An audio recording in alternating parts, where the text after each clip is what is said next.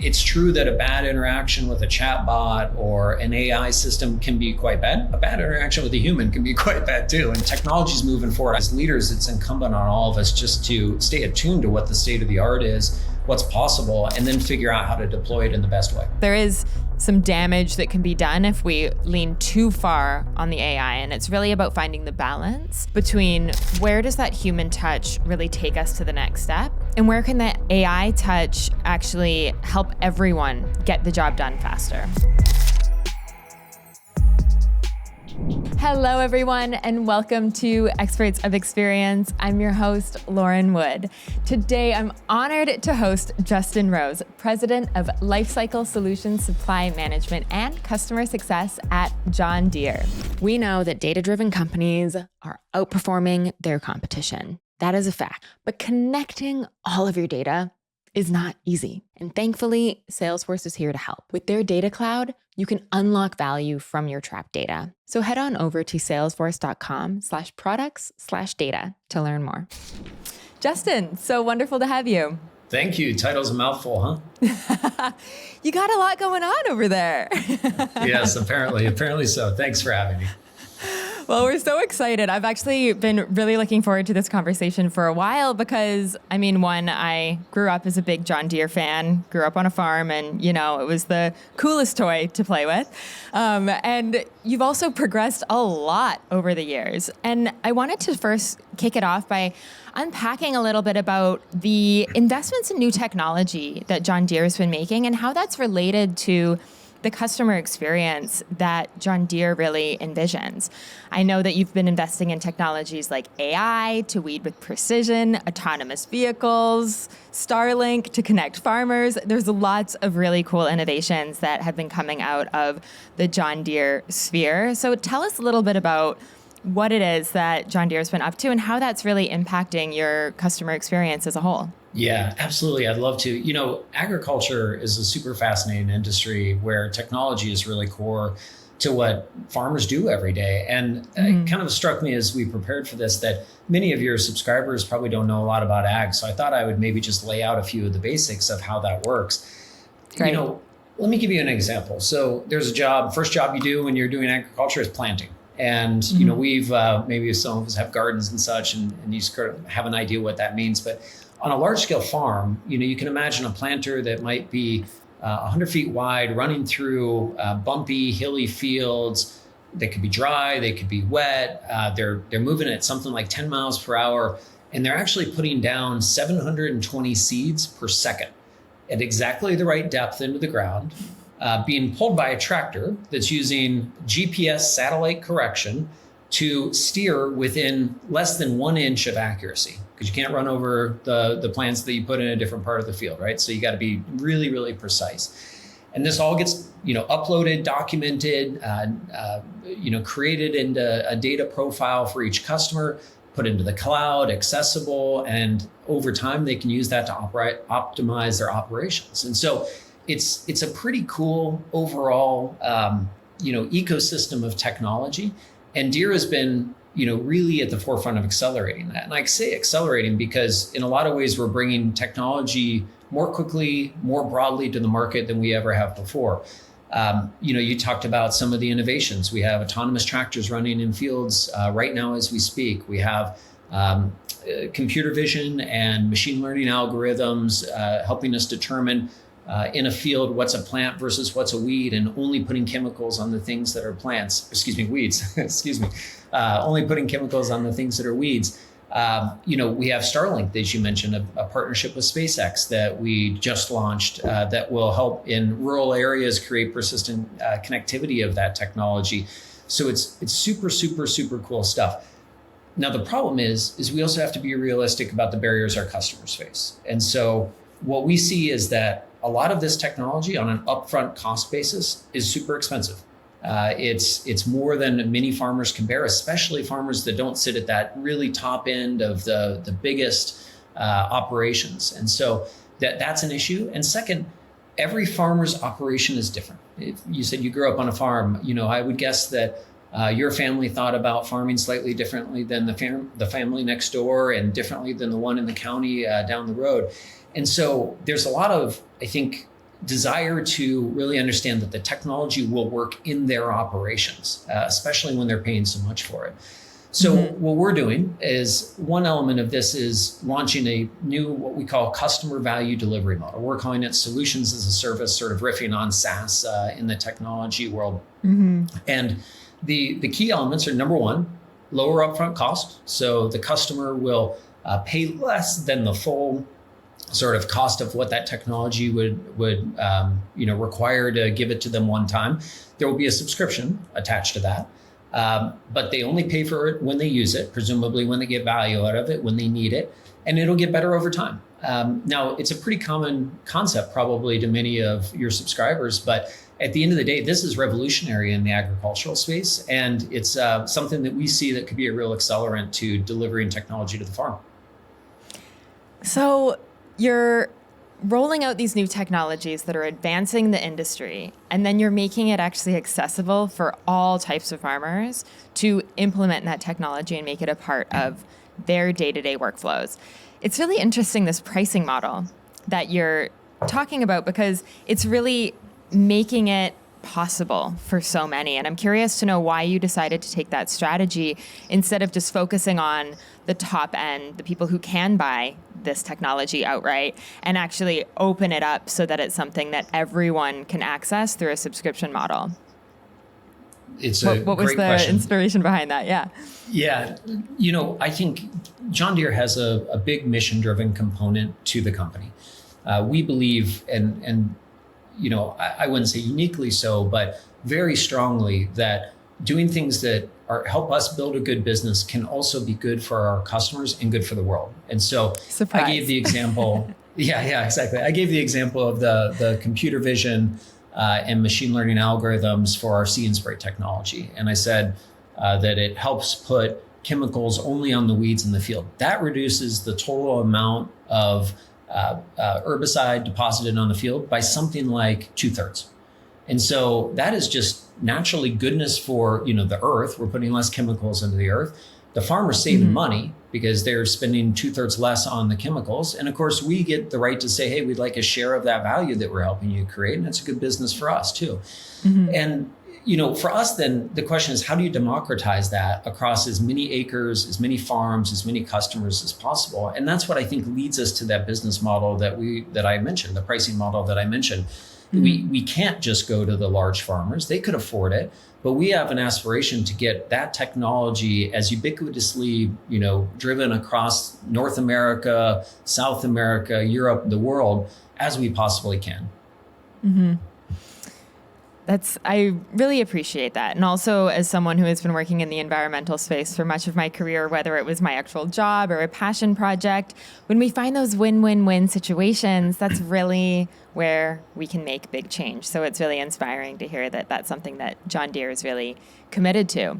And as we are talking about customer experience, I want to dig in a little bit to how John Deere really envisions the end-to-end customer experience for your customers.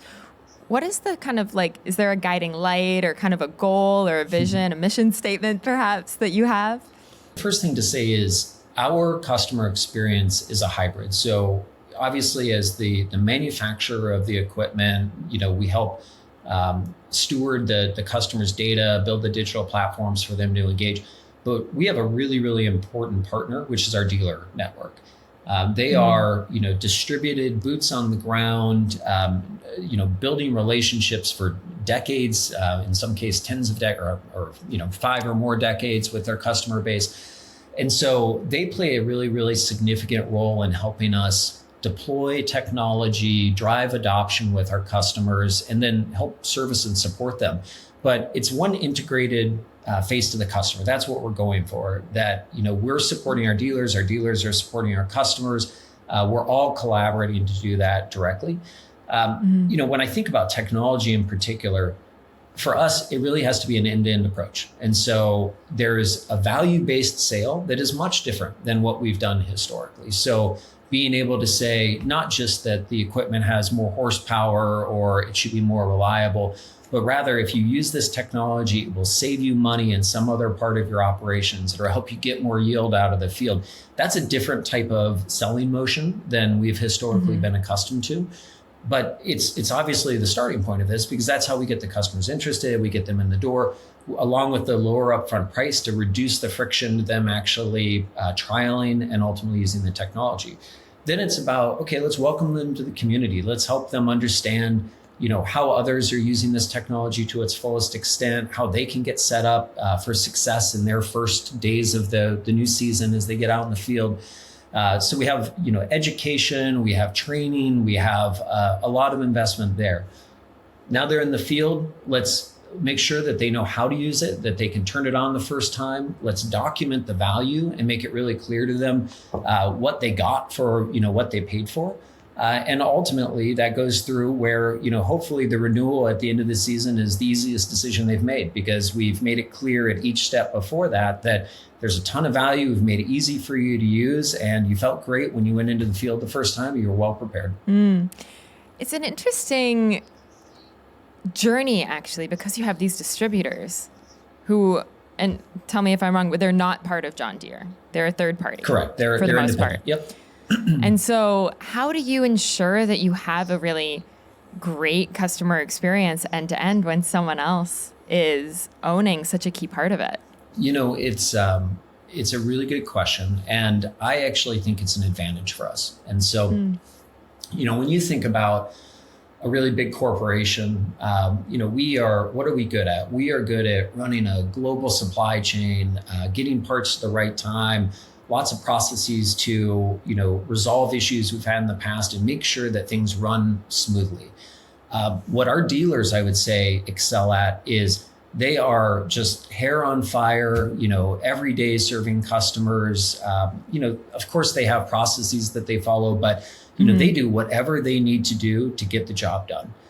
They have personal relationships with these people. They have each other's mobile phone numbers. They see each other at church and in the community. And, they are just deeply embedded. And so I actually, of course, we spend a lot of time with dealers. Of course, we have metrics that, we sort of, ask them to live up to earn incentives and things like that. So there are ways that we drive alignment, but they are also just naturally hungry and aligned. Many of them are actually former John Deere employees. And so I think they've seen both sides of that. Many of them farm, their own land or have. And so they've seen it from the customer standpoint. And so we might have this unique ecosystem where, there's different parties in it, but they all truly understand each other and have a stake in each other's success. I mean, it's so key that you have people who really understand the customer. And that's the thing that kind of like perks up for me when I hear that there's a third party actually making that sale, because as someone who's worked in the traditional SaaS for a long time, that moment of sale is such a key moment of trust building. And you really need to have someone who understands the customer and can build trust with the customer on your behalf at that key stage. So it's great to hear that you have some trusted parties on your side who are really bridging the gap between you and your end customer. I wanted to talk a little bit about customer success and knowing that, John Deere and just the nature of the agricultural industry, we are playing a long game, right? You are servicing people whose life's work is using your technology. And so I'm curious to know a little bit about your approach on the customer success side of things, so specifically focusing on that post-sale retention, engagement, renewals, all of that stuff. So tell me a little bit about how you approach customer success. Yeah, I think, let me answer your question in two parts. One is, what are we doing today?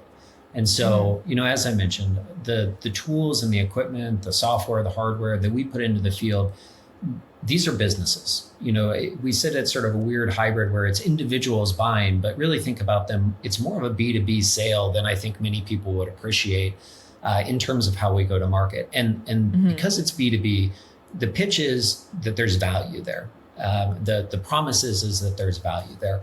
And so our customer success motion is largely about helping them get the most value out of the technology and then being able to document to them as close as to the time that they do the job that there was value there.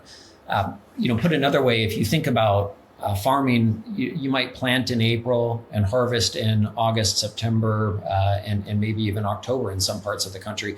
Boy, that's a long time window. And so if I tell you use technology to plant really, really well, and then I back it up with a claim in September that, hey, you got a lot of yield out of the field, there's a million literally reasons that could have been outside of the fact you planted well. The weather was good or bad, we got the right amount of rain, all the other jobs in between, et cetera, et cetera. And so we're trying to shorten the time windows. I gave the example of our spraying See & Spray. That's a great example of literally every pass through the field. You can conceptually do the math to say, you would have sprayed X, you did spray Y, multiply that times a cost per gallon of chemical, you know what your savings are. And so how do we drive that down? And the customer success team we're building is really working to try and connect those dots as clearly as they can for the customer. Mm-hmm. There's also things like, the machines sometimes will not work. So they go into something called fallback mode and it just sprays everywhere. Well, why is that? Well, in some cases, it's because the customer's driving too fast. In some cases, it's because the boom height is too high or too low. Maybe it's too dark for it to work. And so our customer success team can be able to pull information off in near real time from those machines, understand the exceptions that are happening, and then be able to drive interventions back to the customers. One thing that's different for us in customer success is, at least as I started to build this function at John Deere and talk to many, I guess, of my peers in the technology industry, I would ask them, well, how do you start? How do you know where to focus? And they'd say, well, you use the Pareto principle. You think about your 20% of customers probably make up 80% of your revenue. You dedicate customer success managers with them. They might even sit on site with those customers, et cetera, et cetera. And you really teach them how to use it. That doesn't work in ag. Like every machine is an individual unit of value. And the differentiation between one machine's value and the next, it's pretty minimal. And so we have to serve this super flat, super long tail, hundreds of thousands of customers, and build a customer success motion that actually allows us to do that in a scalable way. Now, if you don't mind, let me bring up my second half of this answer, which is, so how do we do that in the future? Because we're just getting started. We have like hundreds of machines today that are doing this. We're going to have tens of thousands in the future. And because of that, we know that we can't build a traditional customer success function that staffs customer success managers, that has monthly reports, all that type of stuff. We're using AI, and we have the luxury of building this from basically scratch. So there's no tech debt, no process, that's been established that we have to overcome. What we're doing is we're working to say, let's embed AI from the beginning. And, right now, what we're thinking about doing is we're building out what's called agentic AI systems, where there's multiple handoffs between different AI agents in the system. One can take data off of the machine and triage it to say, here's where the customer was getting the most value, here's where they weren't. The next one can say, okay, the ones that weren't getting value, what's the rationale and cause for why they're not getting value? Maybe the next one in the network of agents then says, okay, let me customize a communication back to that customer through email, text messaging, maybe he's pushing it to their displays in their cab of their machine. And we're creating highly customized content for each unique individual. And our goal is to be able to do that every day. And so imagine if you're trying to build out a workforce to do that across hundreds of thousands of machines, it would be enormous and expensive. We have a vision where we can do that for a fraction of the cost, but with the granularity and resolution that is going to be, world-class. You just touched on the hottest topic, and I have so many questions to ask. So what I'm hearing from you, you recently started this customer success function. When did you start it?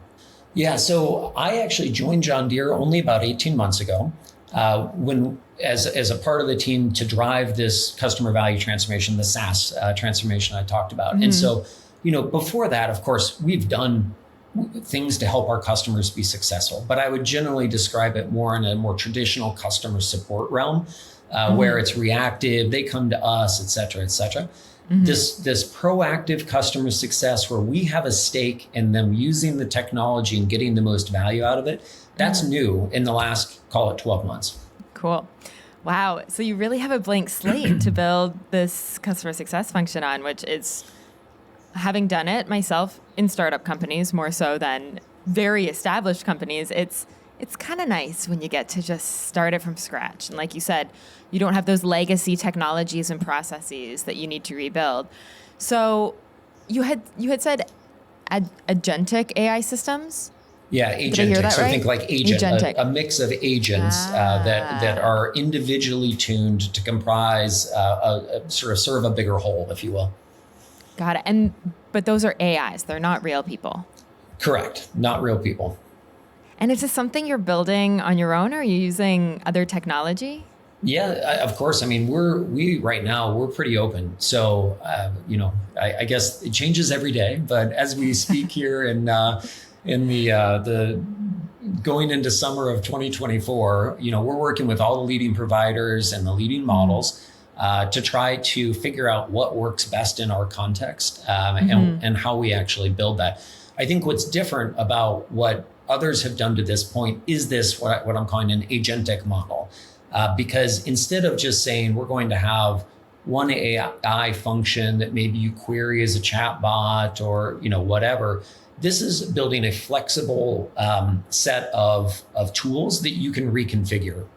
Excuse me. So imagine in this agentic model, if there's one agent that is highly tuned, maybe using a large language model type technology to look at the context of all of the technology this customer's used, what they've purchased from John Deere, how long they've been a customer, heck, maybe even where their farm is and what college football team they cheer for. I don't know yet, right?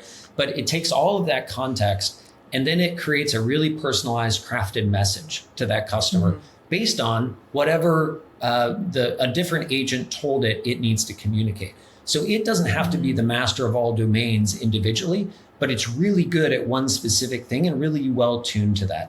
Now, think about a model where we don't have just one agent, but we have many agents, each of which are highly tuned to some specific task. And you start to see a world where it's not just linear, it's actually reconfigurable. And so in some cases, we may want to publish highly personalized information and we pull that agent off the shelf and embed it into that logic chain of customer success. In some areas, that one may not be relevant and it just doesn't get kind of built into the toolkit. So in some ways, we're building out a foundational set of tools using AI that we will be able to configure in a way that actually will give us a really dynamic ability to drive customer success. Such an interesting concept, like AI specialists, just as if you were to structure a team. I mean, and I always think about this when I'm building customer success teams, and I am a customer success consultant. So I do this with companies a lot. And there's always this conversation of, do we go the specialist route or do we go the generalist route when it comes to, onboarding and account management and tool training and things like this.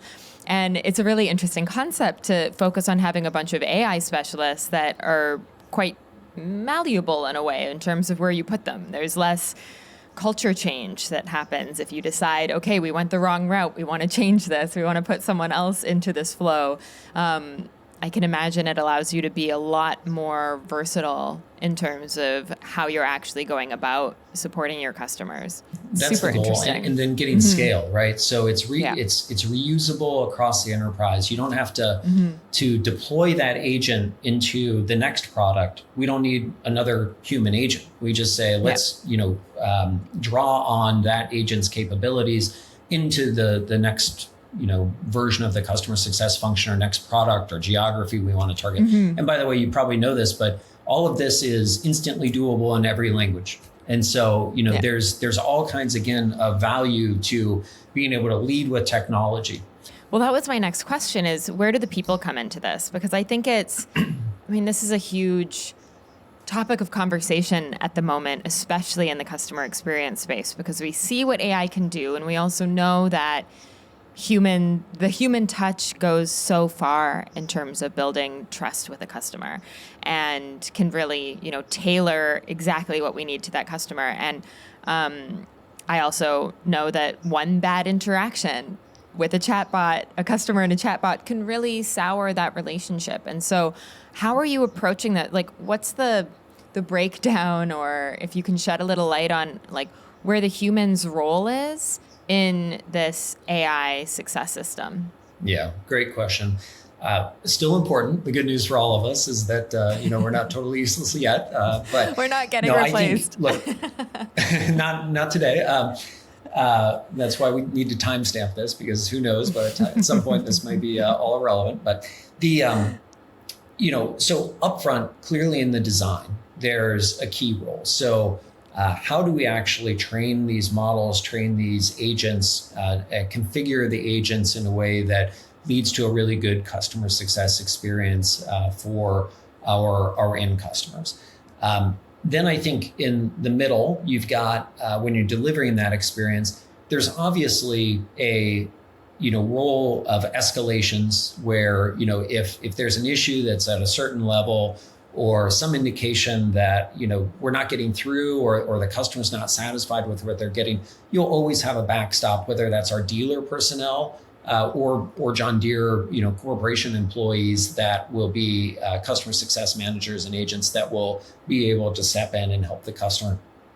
And then I think at the end of the day, also at the front and the end of the overall customer lifecycle experience, the initial sale and the sort of end of year renewal or end of period renewal, those are places where I think human touch is really critical. You need to be able to, dynamically understand the customer's concerns, help explain how this technology is going to support them and why it's going to be good.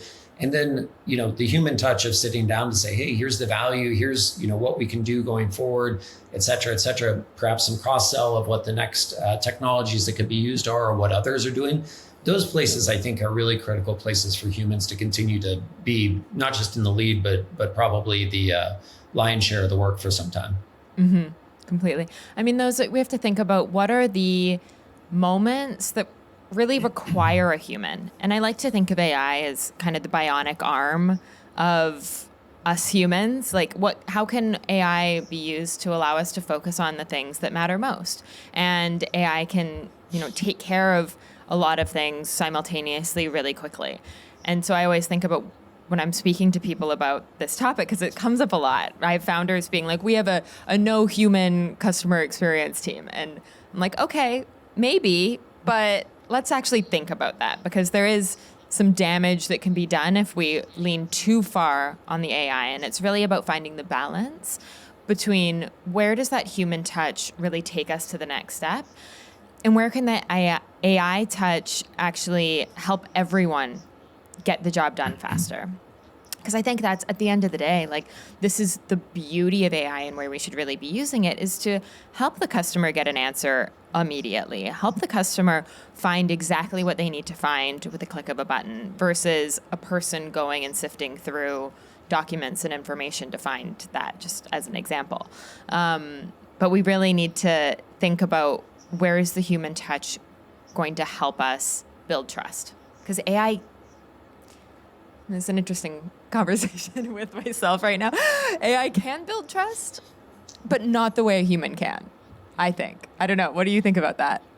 Look, I agree with you. I think maybe two thoughts. One is I believe you're right that there is a mix of AI and human delivery. And again, when I go back to our context, the work of looking at 100,000 machines every day, understanding what the total potential value creation could have been versus what was actually realized, distilling out what the specific reasons were that we didn't capture or get more of that total potential value, and preparing a list of potential interventions. That is not something that's customer facing, that is, mission critical to build that relationship. It's basically grinding through a ton of data and distilling it down to something that a human again, whether it's a Deere customer success manager or a dealer employee can take forward. Now, putting that aside for a second, I also think there's some really interesting use cases, and we all need to be really attentive to how the world's going to evolve. There is some interesting customer support data that came out of Klarna. Klarna is a buy now, pay later company you may have heard of. And they put in, I believe they collaborated with OpenAI and built an AI tool. They saw both times to resolution and ability to actually deal with the issue. Those metrics improved dramatically. And customers reporting on how happy they were with the experience also went up dramatically. And so, it's true that a bad interaction with a chatbot or an AI system can be quite bad. A bad interaction with a human can be quite bad too. And so, the technology is moving forward. I think as leaders, it's incumbent on all of us just to stay attuned to what the state of the art is, what's possible, and then figure out how to deploy it in the best way. Completely.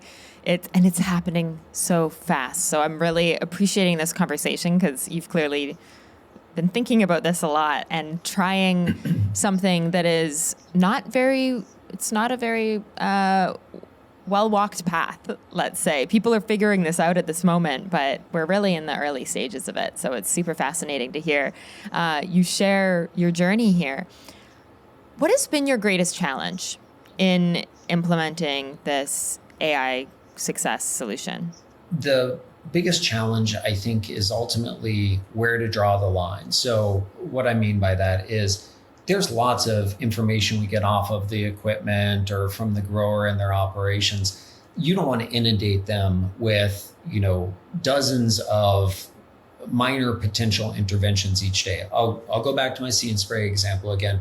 One reason that it goes into fallback mode is that the operator is driving too fast. Sometimes the operator just doesn't know what they're doing and they're making a mistake, right? Sometimes they're making a conscious decision to say it's going to rain soon and I got to get this job done before it rains, or I'm going to, have to unload the tank and reload it the next day and so on. So every time that happens, you don't want to pound them with another text message or cab intervention that says, you're driving too fast, you're driving too fast, you're driving too fast. That's just annoying, right? That detracts from, a customer satisfaction. And so where do you draw the line about when you actually approach the customer with an intervention versus you don't? When you flag or make a recommendation, when you don't. And, it's how do you avoid being overly prescriptive, maybe even creepy, that, we're always watching and kind of trying to guide you.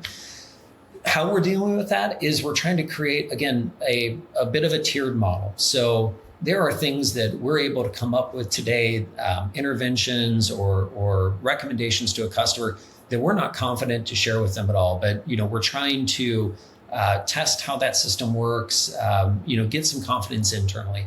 Next up is our dealers. And so there's things that we're somewhat confident in, but we might send our dealers a batch of, hey, here's 13 issues we saw today, put your own eyes on them, think about the context, maybe give, X, Y, and Z a call if you think it's appropriate. And then there's things that we would go directly to customers with, where we're highly confident that what we're going to tell them is valuable, contextually relevant, et cetera. And so, as you work through that and then you think about all the permutations of how that could work, that's probably the most challenging thing overall. And constantly reiterating on it, I would imagine. Do you have a system in place of how you kind of test, assess, revisit all of these? Yeah, we get a lot of support from both some of our lead customers and from our lead dealers. And so these are the types of things that, we'll take to the advisory groups, whether it's a customer advisory group or a dealer advisory group, and say, hey, here's what we can do. How would you think we would deliver that in the most useful and valuable way? And, one concern that was raised a lot with our dealer channel, I would say more internal to Deere, we had this concern was that dealers would feel well, if Deere is going to tell the customer something directly, does that cut them out of the picture? Does that, threaten their role and their importance? And actually, I think we've been very clear with our channel that We think they are incredibly valuable to helping drive this transformation. So there's obviously a role for them. We're deeply committed to that. And then I think once we've earned that trust with them, they've then said, hey, if you've got something you can take care of on our behalf that you're highly confident in, that we would stand behind if our name is on it as well, by all means, let's just go straight to them. We don't want to be involved in, all the minutia every single day of following up on these things. So that's, I would say, it's not a, it's not a machine that we can sort of turn the crank on yet, but that's what we're working up to is how do we use that level of escalation and those different points of input to help us calibrate. Completely. I think you shared something that is just so incredibly important. And I would say this to any leader who is building a customer facing, honestly, anything. Talk to your customers, and having that advisory group, especially as we're charting into new territories with AI, right? We don't really know how it's going to go. We don't really know how our customers are going to experience these changes, and bringing to them, here's what we're thinking, or can you try this? Tell us what concerns come up for you. It's just so incredibly important, because just like you said, you had an assumption or a fear that they were going to take it one way, and in fact, they actually were more embracing of this technology because they saw the potential of how it could help them. And so we can have assumptions all day, but we cannot know that they are real until we actually speak to our customers. And I think it's just such a key thing I want to underscore as we talk about this AI revolution in customer experience and customer success, talking to our customers to understand their opinions of what they're seeing and making sure that we're training the AI with really our customers in mind. Yeah, I think it's really, really well said. I'm curious about the ethics. And have you had any major ethical considerations? You had mentioned we don't want to show up creepy. What are some of the things that you've been thinking about or having concern about as you really lean into AI? Well, first and foremost, I think is obviously safety. So some of the ways we'll use AI in our equipment, of course, are things like autonomy. And so, we have really high barriers, a really active safety council to help make decisions, not just on what we send to customers, but even what we test in our own, sequestered farms and test sites and things like that. I think the second layer of that has to be around customers feeling that their data with us is secure and that the products will actually deliver. When I've been using the Scene Spray example throughout today, and so I'll continue. When what we're asking them to trust is that when that machine goes through the field looking for weeds, and by the way, it's fascinating because our most advanced technology will drive 15 miles an hour, will scan several thousand square feet per second for weeds, and will pick up weeds the size of a pencil eraser in the field, and then spray it precisely, but not spray the plant that's sitting next to it. And so it's really superhuman in terms of the way it acts. It's not something that an individual could do by themselves. And so we're asking the customer to put a lot of trust into the AI that in fact it will work, because if it doesn't and they get weeds in the field, that detracts from their ability to grow a crop that's going to be successful. And so it's real money out of their pocket as well if we don't get it right. I mentioned data. We've had a really, really clear and I think compelling policy on data. It's simple. Customers own their data. We've created an ecosystem. Our main platform is called Operations Center. Some customers joke it's the only app they spend more time on than Twitter. And so, it's pretty highly integrated into their operations. And we've created an ecosystem where if the customer wants to share their data with even one of our competitors, they can. We've built APIs and the ability to connect so that they can send their data out. People can see their advisors or their other people that they trust can see their data directly. And so, it's theirs. We keep it pretty simple and pretty clear and straightforward. We're not going to sell it to make profit on it. Yes, we're going to use data to make our machines better, to make our services better, et cetera. Like we talked about in the customer success examples, But, we're not out there trying to arbitrage the amount of yield that's going to come out of Iowa on the Chicago Board of Trade. Like, it's just not what we're going to do. So I think that those are the ones where I'd say it's the most mission critical for us to really have a strong set of values that we've articulated, that we've made clear, and then live up to it. Mm-hmm. That transparency is so key. Here's the values that we're standing by, and we're going to show you those values in action. And that's, I just always go back to this concept of trust, because I fundamentally believe it's one of the most important assets, or the most important currency that we have in business. And if we say we're going to do something, one, it's really powerful to say, hey, here's how we were approaching this. And then two, here's how we're showing you that we're actually living up to it, because the proof is really in the pudding, right? It's like, how do we actually follow through? We have John Deere's 187 years old. And I believe that there are many, many examples, even that I've seen in the last 18 months. But, if you look back over the history of John Deere, people sometimes poke fun at us because we may not be the first to market with something. We may, we may come shortly after somebody else has. But when we do it, it's going to work. And we're going to stand behind it. We're going to support it, not for 1 year or 3 years. I mean, I've got part of my responsibility is our parts, aftermarket parts business. I mean, we stock parts for equipment that's 50 years old. We're support that stuff for life. So we're aiming to build relationships. We have a really, really rich legacy and history to stand on. And we need to be, myself, as one of the leaders of the company now, really attuned to that and live that every day. Like that's something that we've inherited that is a huge asset for us. And it's not my intent to, do anything to injure that for the next generation.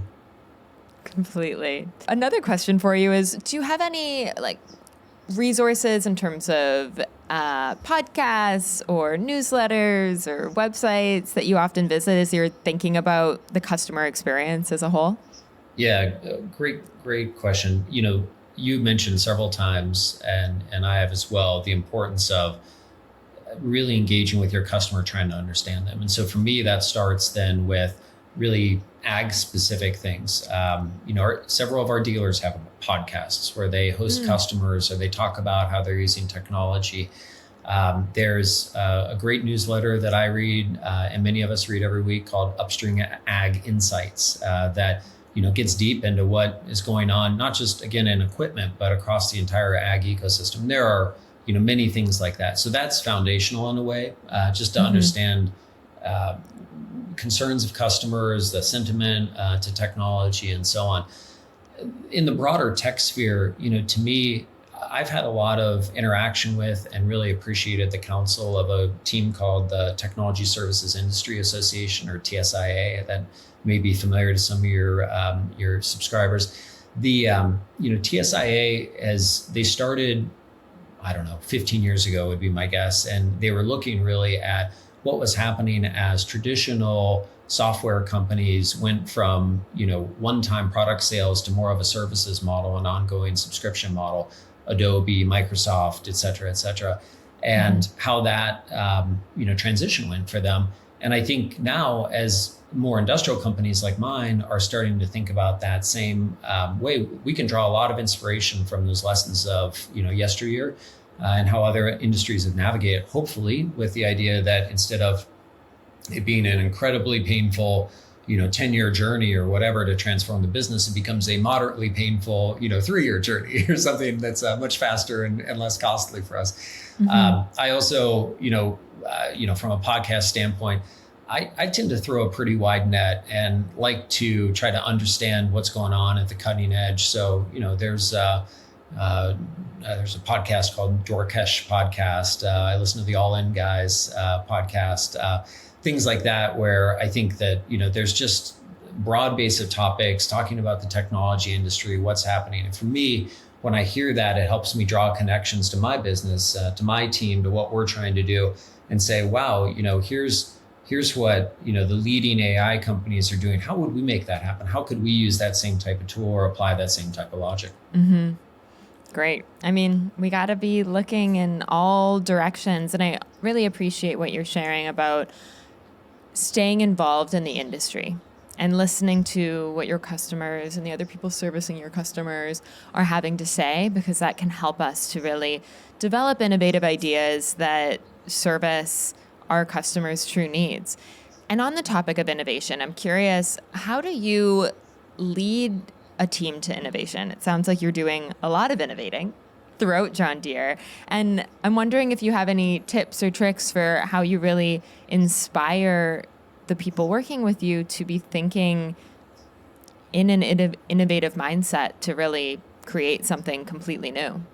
Yeah. I might actually go back for a second to what I said about our company and its founding. So again, 187 years old. I think it's important when you think about driving innovation to honor the legacy of where you come from. We're all, our organizations, our teams, our products are a part of that legacy. And so it's good to start and say, look, we've always driven innovation. But when you're 187 years old and you're highly successful, you do amazing things, there can be some degree of complacency that sneaks into that. Mm-hmm. And instead of, I think, looking for moonshots, you start saying, well, how do I make something 5% better or tweak it around the edges, et cetera, et cetera. And there's a place for that, for sure. But I also think there's a place to challenge the teams and say, let's make it an order of magnitude, 10x better, 100x better. And what I like about that is that it creates a mindset where if I asked you to, think about how you're going to sell 5% more of something next year, your answer would probably be you keep doing basically what you're doing. You do it a little bit harder, a little bit better, et cetera, et cetera. If I asked you to sell 100 times more of something, you have to say, okay, well, clearly I can't just work harder. Clearly I can't just take exactly what I've been doing and try and, scale it. You got to really start at the first principles of, okay, what are my options? What am I going to do to best get to that goal? And how do I reconsider almost everything I've done? And that can be a really intimidating thing to tee up for a team. But if they understand the spirit of what you're trying to do, not that you'll be fired if you don't sell 10x more or 100x more, but the spirit of what you're trying to do, it's actually quite freeing because they get to say, okay, gosh, all these things, all these compromises I made, all this stupid thing that I've done that I never really thought was valuable, I'm going to stop because I don't have time to do that. I'm actually going to redirect my time and effort and attention to something that's a bigger picture that gives me the opportunity to really accomplish something that's a step change rather than incrementality. Mm-hmm. We need to completely start from a blank slate when we're doing that type of change and test and learn and try new things because it's very different from what we've done before. So I really appreciate that thinking of here's where the goal is. The goal is totally different. So how do you think about this totally different than you ever have in the past? That's great. Thank you so much for that. So, Justin, I have two last questions for you. We're going to rapid fire them. Are you ready? I'm ready. Let's do it. We ask this to everybody.